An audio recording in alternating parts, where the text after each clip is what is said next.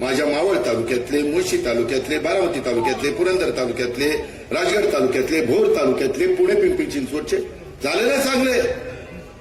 5-10 वर्ष रस्त्याला काय होणार नाही असे टार रोड झाले एकदम चकाचक. म्हणजे माझा दुहेरी होतो. एक तर टुरिझम वाढव, तर 40 देशातले लोक सायकल स्वार आले होते. तुम्ही बघितलं ना इथं 1-1 कोटीच्या सायकली आहेत त्यांच्या.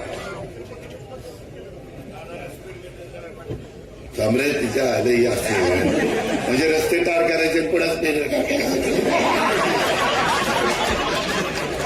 त्या रोडला जोडणारे इतर रस्ते त्याला स्पीड ब्रेकर करेल की तो तिकडून येताना मेन रोडला स्लो चालेल. परंतु मेन रोडला स्पीड ब्रेकर केल्यावर त्या रोडचा काही अर्थच नाही. आता आपला यवतवरून आणि पाटसवरून आम्ही बारामतीपर्यंत येतो किंवा आमच्या पिंपरीपर्यंत येतो. त्या रस्त्याला जर स्पीड ब्रेकर केले तर त्या रस्त्याला उपयोग काय. त्या रस्त्याला जे रस्ते जोडले जात आहेत ते हळूच तिथं जोडताना ते स्पीड ब्रेकरहून त्याला जोडले जातील अशी व्यवस्था करायची असते. आपण पण आता जरा वाहतुकीचा सेन्स म्हणजे ट्रॅफिक सेन्स हे पाळला पाहिजे.